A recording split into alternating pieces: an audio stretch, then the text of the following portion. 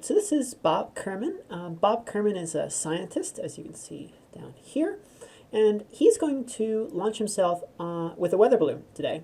Like every meteorologist's dream, he's going to fly up through the skies, and he's going to measure in situ the pressure and temperature along the way.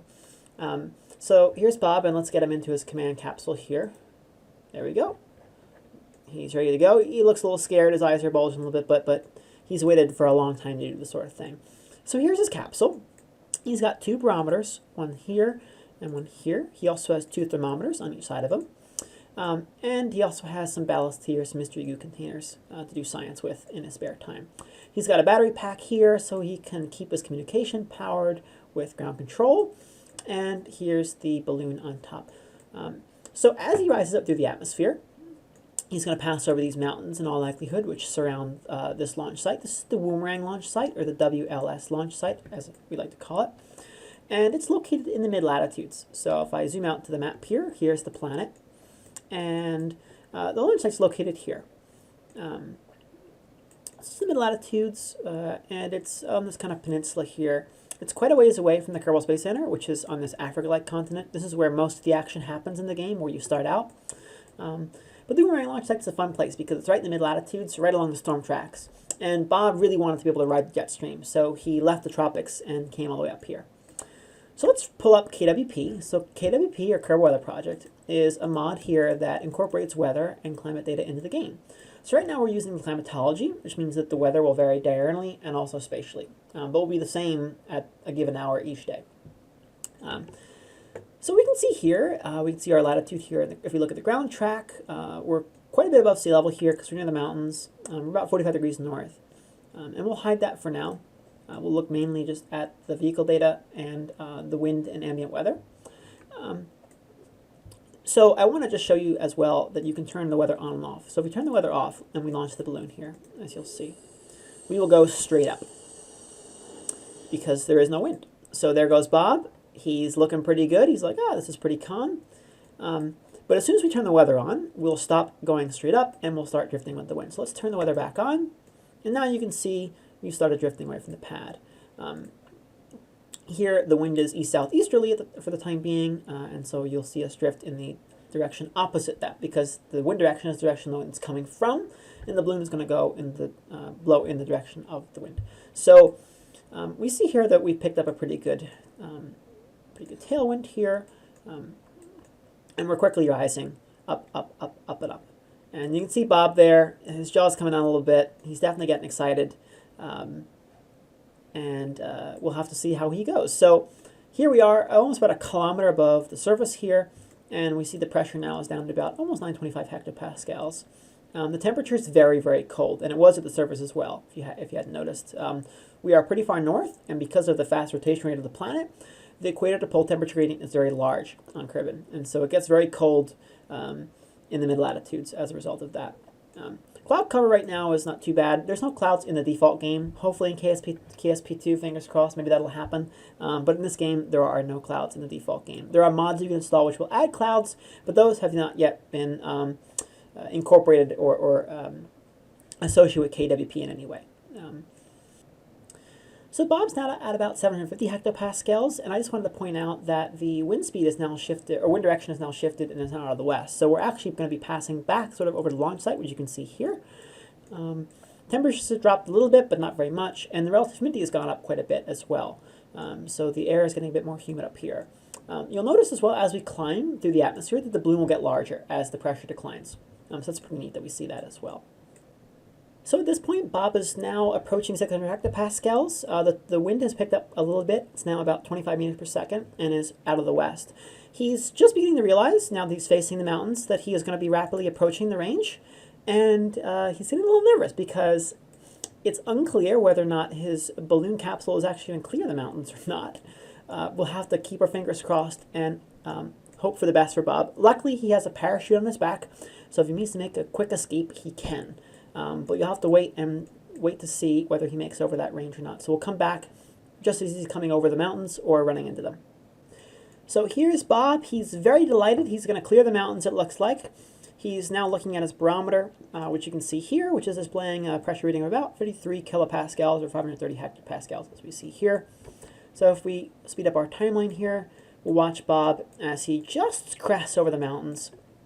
If we look at the ground track here, we'll see that the terrain height is not that much lower than our height above sea level here, as you'll see as we crest the mountain range here. So we're only a few hundred meters over the top of the mountains as we approach 500 hectopascals here.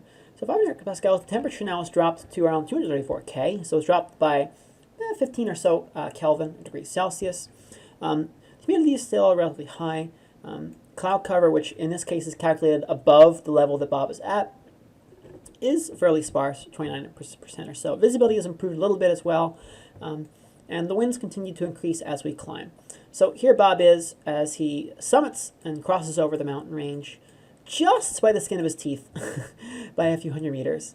So now he's headed out towards the coastline, and we'll see just how high he goes. And as you can see now, the balloon's gotten even bigger now that we're above half the atmosphere by mass, approximately.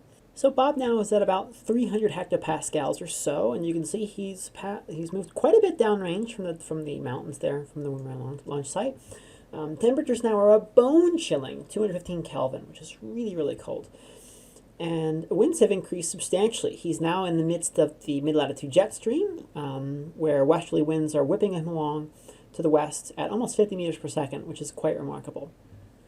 Visibility has continued to improve as Bob's climbed, and cloud cover has declined, as expected, as he is now through much of the troposphere. He'll soon be going through the tropopause, and will come back as he makes his way through that layer of the atmosphere. So at around 175 hectopascals, Bob is now entering the region of the tropopause, where the profile is nearly isothermal. Temperature is still decreasing slightly, but at a much slower rate, and you'll note that the relative humidity continues to drop as Bob climbs. The wind speeds have increased up to 54 meters per second now, at about 12 kilometers above sea level or so, and winds are still out of the west.